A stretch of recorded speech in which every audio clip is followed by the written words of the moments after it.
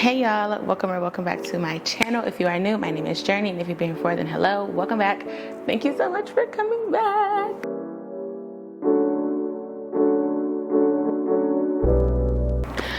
Okay, happy new year guys. It is 2025. Oh my gosh, by the time I upload this, it's gonna be 2025. Happy new year to all of my locked and lovely people. If you're thinking about getting locks, this video is for you. Okay, I got something for you. And yeah, wow, hi, hello. I'm so grateful for y'all to be here. Today I have a tips video for you guys. So I'm gonna be giving y'all just like a little bit of my experience with locks and just like some tips for before installation, during and after your installation. I've had my locks for 4 years now. It'll be 4 years in March 2025. So that's exciting. But yeah, let's get right into this video. Let me put my phone on silent because I don't got time for people to be interrupting me. Hello. So I have some notes here on my phone. And okay, so like I said, I had my locks for 4 years in March. I have 266 micro locks. I get my locks interlocked every 4 to 6 weeks, and my loctician does 4-point rotation.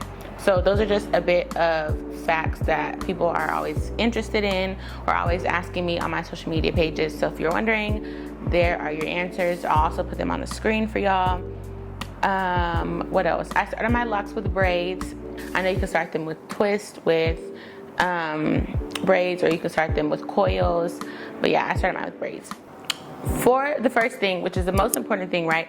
Before you get locks, preparation tips. Number one, do your research. Make sure that you understand the difference between traditional, micro, and sister locks. There definitely are differences, and you want to make sure that you know, and you want to make sure that you pick the one that you're going to love, because it is an investment. Number one, it's expensive, and number two, you are going to potentially have your locks for the rest of your life. So you want to make sure that you're really getting the ones that you are going to be comfortable with, that you're going to love, that you're going to want to keep for a long time. That's T. And I will also like research locticians in your area who specialize in micro locks, traditional, sister locks, see their prices, see how they are, go in for a consultation, which most require before you get your hair done anyway.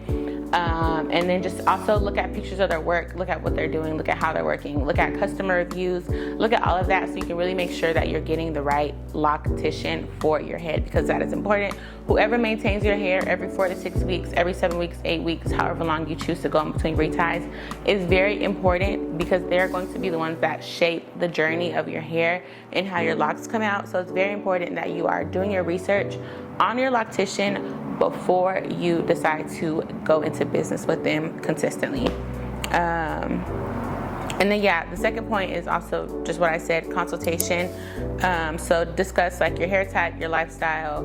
Believe it or not, like the way you live your life definitely has an impact on your hair. So if you're eating a lot more healthy, if you're drinking a lot more water and staying hydrated, your hair is going to show that, like it's going to show in your hair. Granted, as if you're eating a lot of fast food and junk food and only drinking like juices and sodas and not really hydrating your hair, it's going to tell in your hair.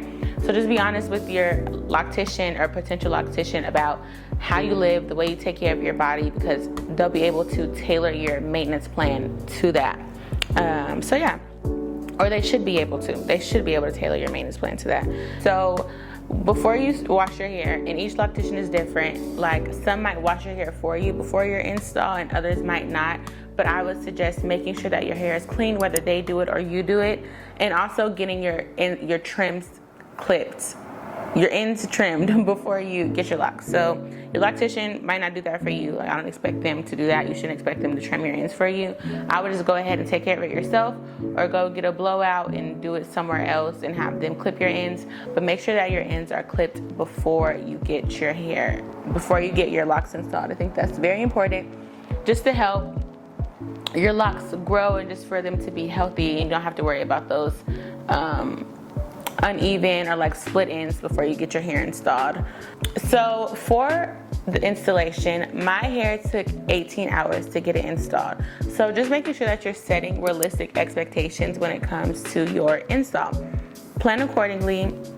It can take anywhere from 10 to 18 to 20 to 24 to 2 days to get your hair installed. Now, you might not go in between. You might not do obviously the full 18 hours straight. For example, for me, I think I did like 10 one day and 8 the next. So like I had a break in between. But for those 10 hours, you want to make sure that you are getting your snacks, you got your phone charger, you got your water, your coffee, you get meals in between, like whatever you need to be ready for installation day. Like make sure you're wearing comfortable clothes, because you really just want to get in and like get them done. You know, you don't want to be there for longer than you have to, and you don't want to be uncomfortable while you're getting your locks installed. So just make sure that you are prepared, okay? Make sure that you are prepared.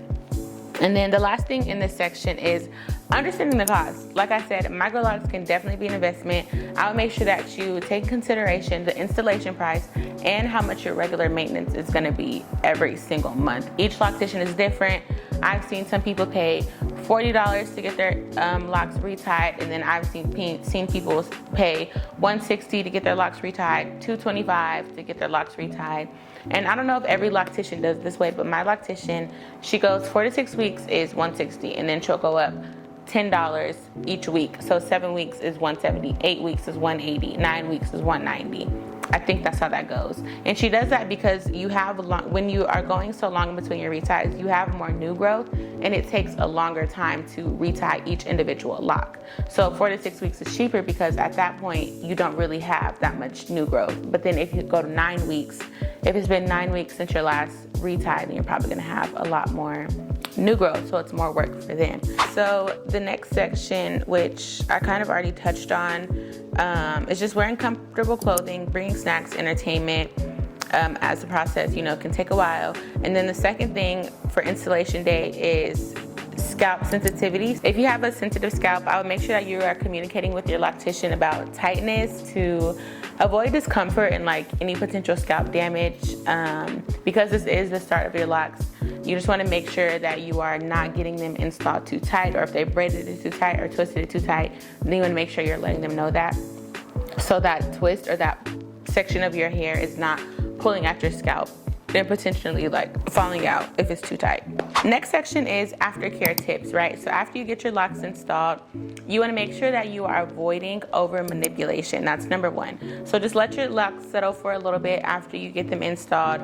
And I would even like avoid excessive styling for a few weeks. So I have my hair in a claw clip right now, but this is like, it's not pulling at my edges, but essentially it is pulling at my edges just because it's pulled back into a style. So when I get my locks first installed, I probably wouldn't do this type of style because it's pulling, you know, at my hair, and it's like up in a, it's a high manipulation hairstyle. So I would just make sure the first few weeks, just like let your locks breathe, wear them down, wear them flowy. They're new, they're cute, you're feeling them, wear them down, let them breathe, okay? And if you have shorter locks when you first get your hair installed, then that doesn't really apply to you, you know, because you won't be able to like put your hair in a ponytail or anything. If you have longer hair when you first get them installed, then just like let them chill, let them breathe for a little bit. So then number 2 is to wash your hair gently right after you get your hair installed. Your loctician should guide you on how to do this, on how and when to wash your locks.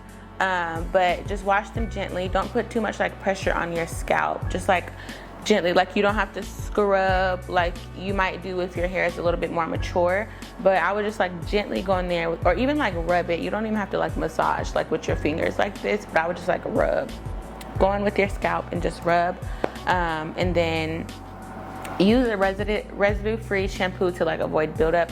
What I was using when I first got my hair installed was a Suave, which I feel like is a popular thing because my stepmom who did my locks, who installed my locks, and my loctician told me to use Suave, which is a, what's that stuff called?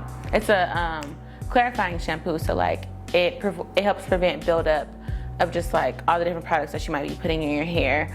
But when you first get your locks installed, you shouldn't have that much product in it. But still, just use a clarifying shampoo, and it'll really help keep your scalp clean and avoid that buildup. And it can be really easy for locks to get built up because it's just like dead hair, basically, is what it is, like mangled together. And it's easy for like lint and conditioner. If you use that, you won't probably be using that when you first get your locks done. But if you have mature locks, it can be really easy to get like product buildup in your hair and in your scalp. So just make sure that you're using a clarifying shampoo to get that all taken care of.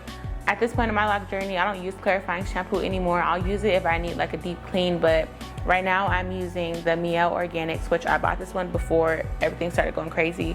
So it's still good. It doesn't do my hair any damage. So I'm using that one, and I'm using the Design Essentials Honey Cream Shampoo on my hair. So those have been doing my hair really well.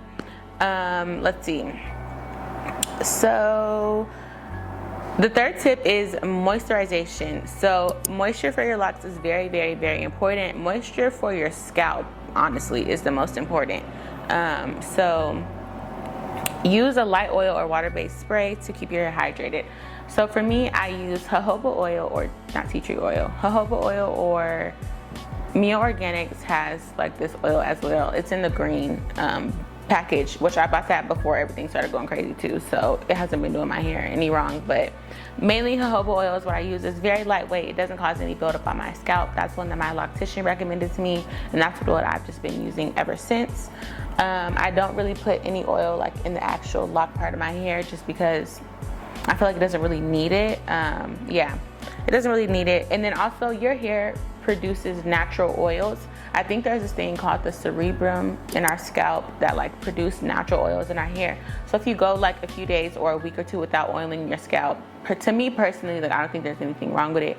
Your hair is going to produce natural oils after you wash your hair anyway, or throughout the days, throughout the weeks.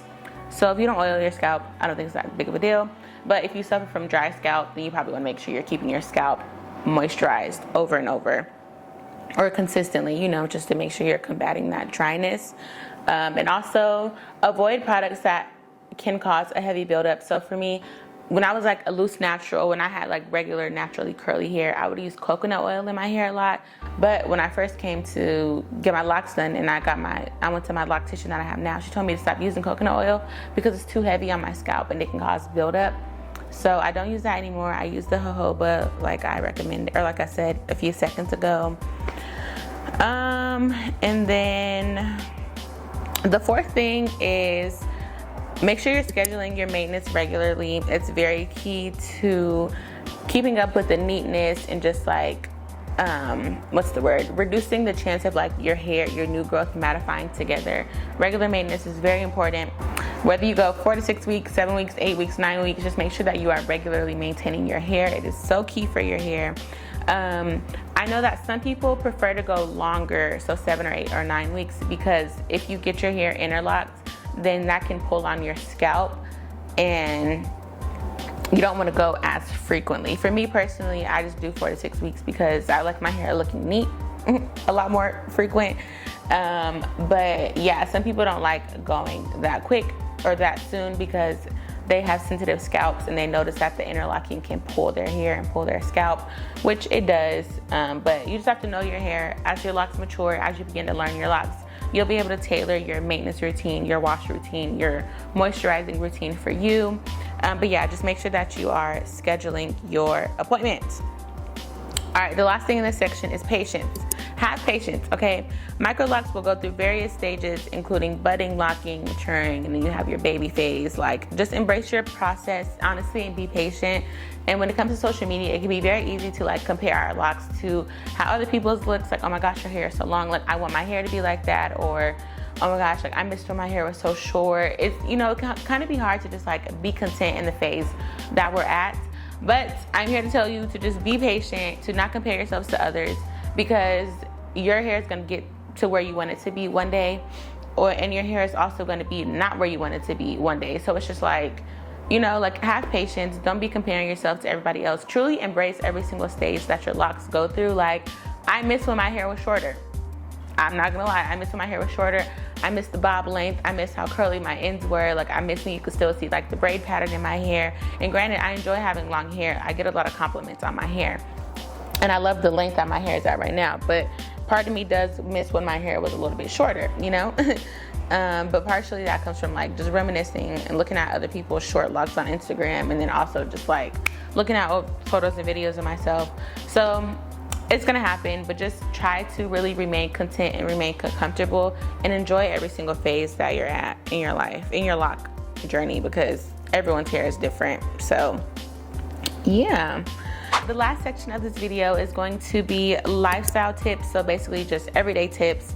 So the first one is protect your hair at night. Everyone knows bonnet or headscarf at night, or even pillowcase to, you know, reduce friction and maintain the moisture in your hair. So what I do personally is I put a scarf for my edges to like keep my edges down, and then I'll put on a bonnet just like protect the rest of my, like the rest of my, or the length of my locks.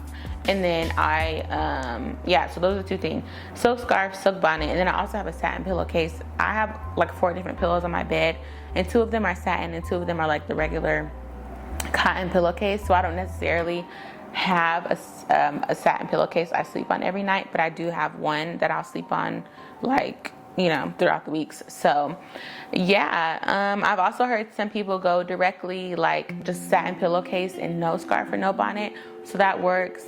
I don't think that there will be an issue with that. The only reason why I personally wouldn't do it is because I have sensitive skin. Everything can literally break me out. So like all the oils and like dirt buildup and like stuff that I might have in my hair throughout the weeks is going to be rubbing on my pillowcase, and then that's going to be like on my face because I'm sleeping on it, you know. So I personally just choose to protect my hair and my face with a headscarf and a bonnet every night. But yeah, as like I said, as you learn your hair, as you learn your locks, you're gonna learn what is best for you.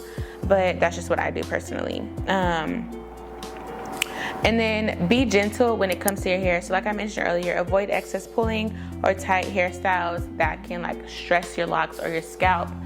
So I notice like sometimes the perimeter of my hair, like my edges, sometimes will like fall out or they're like start to thin out. And I know it's because I'm probably wearing too many ponytails, or like the scarf that I'm tying on my hair at night is a little bit too tight. So I try not to like do that. I try to just like tie my scarf really loosely and then put my bonnet on, or I'll try to just like wear my hair down and not do as many styles. Now, I feel like it just depends on your hair. Everybody's hair is different. Some people don't really have problems with their edges thinning when they have locks. Like they can do the styles and they can do like, you know, as many high manipulation styles as they want and their edges be fine. But me personally, I've noticed my hair will go through like patterns where my edges are starting to thin a little bit, and I'm like, okay, let me relax. But yeah, so just keep that in mind. And then the last thing is you just want to stay educated, making sure you're joining microlock communities on Instagram, Facebook, Twitter, or X, Instagram, YouTube, wherever you are plugged in on social media. I would make sure that you are joining microlock communities, traditional lock, social lock communities, whatever community that you belong to or are desiring to belong to. Make sure you are plugged in with those things. Make sure you are asking people questions. I love the lock community. Like the community that I have built on Instagram is just so loving. They're so nice. They're so caring. They're so kind. So I really try to make sure that I'm engaging with them and interacting with them because they're so beautiful. And I just love the support. And yeah, the support of the lock community is unmatched. You should not have a problem finding people to answer your questions or respond to your DMs. I personally always respond to every DM that I get and comment that I get on my social media. So I'll leave my Instagram on the screen right here so y'all can follow me and engage, and I will engage with you guys back. But yeah, making sure you're staying informed and updated about the lock process because there's loads of information out there. That is all I have for y'all today. I love you guys, but don't forget that God loves you more. Happy New Year. Happy 2025. I pray that you come to know Jesus if you don't know him already in this new year. I pray that you will speak to him, that you will draw near to him. He loves you. He wants to have a relationship with you. He has been knocking at the door of your heart. Even if you didn't realize it, he's been knocking, and he just wants you to let him in so he can give you eternal life, abundant life, life more abundantly on this earth while we are here. And yeah, happy new year. Thank you guys for supporting me. Thank you guys so much for getting me to like 720 subscribers from June to December. Like that's so amazing to me. This is like my 3rd YouTube channel, and I literally have not grown more than like 100 subscribers, I think. So I'm so blessed and I'm so grateful. Thank you guys so much for watching, and I will see y'all in my next video. Bye.